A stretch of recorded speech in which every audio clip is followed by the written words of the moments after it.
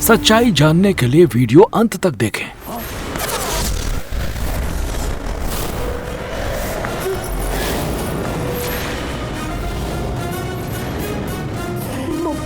मधु, अरे ये मधुमती ना हो। मधु पागल हो गई है क्या? अंदर चलना। हम ही घर में ना जा पाई, काहे से कि घर के बांधल गई बा।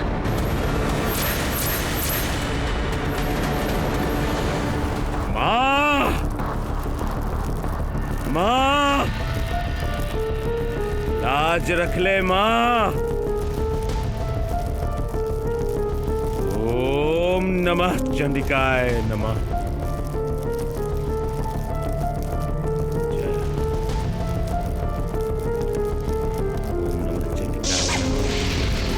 नमः।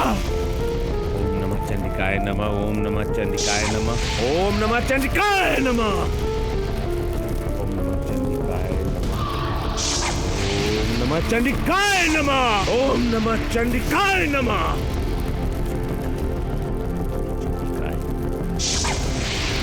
नमः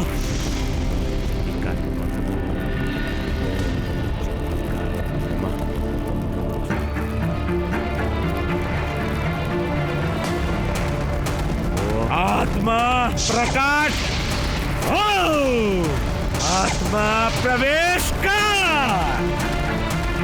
चंडिकाय नमः। ओम चंडिकाय नमः। ओम नमः चंडिकाय नमः।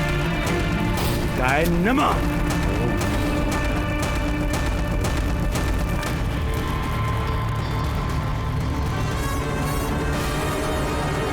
प्रवेश कर।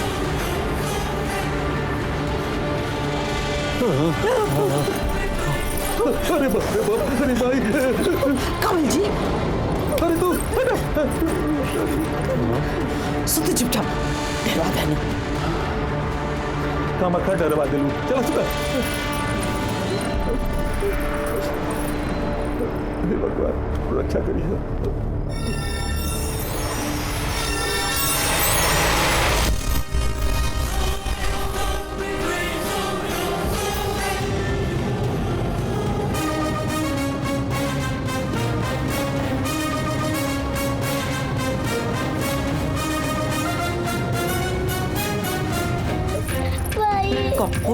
कहाँ मुझे रोत रहिएगा, मर चट दे। ये बोल कहा तेरी सुनाई नहीं देती। काची बोल चट से मारो एकदम खींच के। रुबी अरे मलकिन काहे मारत तुम? थोड़ी सुनो तो देखी।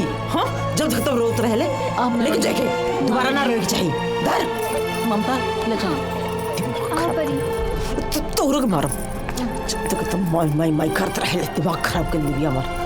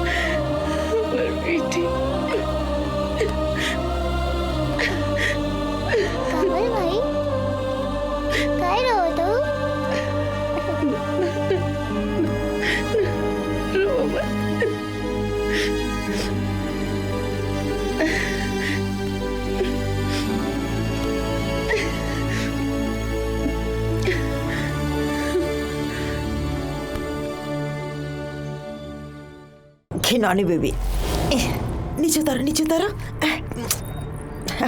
पूरा कपड़ा गंदा करते बहुत घिनौन। उतार दो You don't worry.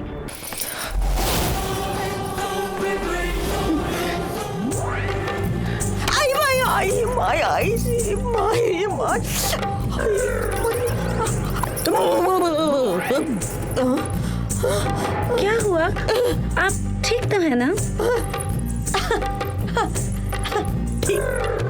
एकदम ठीक। Okay. Take care, huh? Mind your head. ओके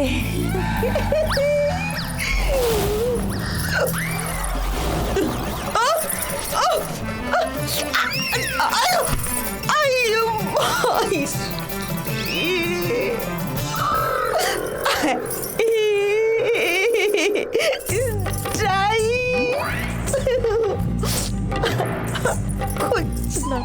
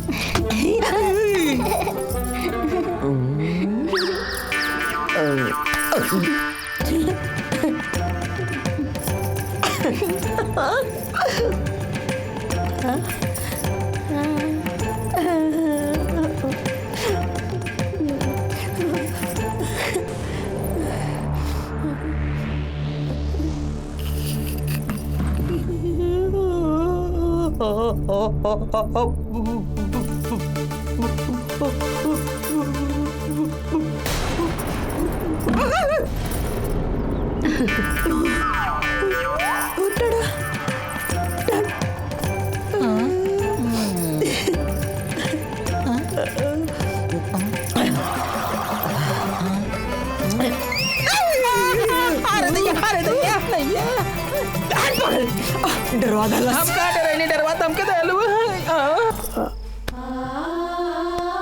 धन्यवाद जनी।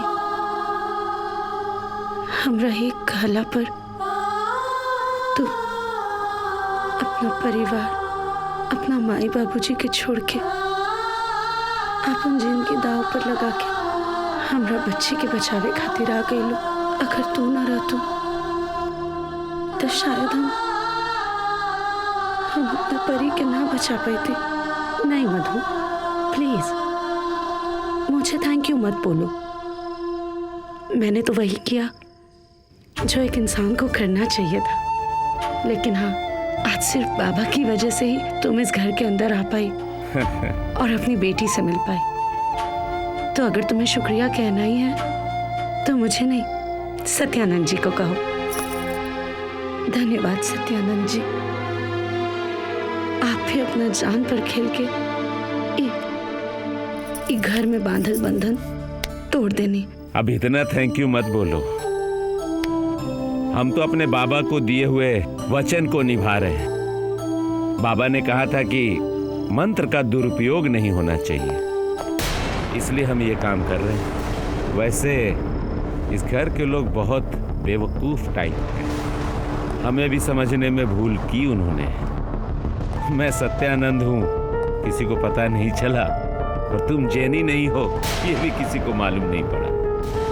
लेकिन कुछ भी बोलो हाँ मधु, तुमने सच में बहुत ही पागल टाइप की फैमिली में शादी की है। अरे किसी को थोड़ा सा कॉमन सेंस भी नहीं है। हम कब से उन लोगों को पागल बना रहे हैं और वो बनते भी जा रहे हैं। अकल नहीं है क्या यहाँ के लोगों को?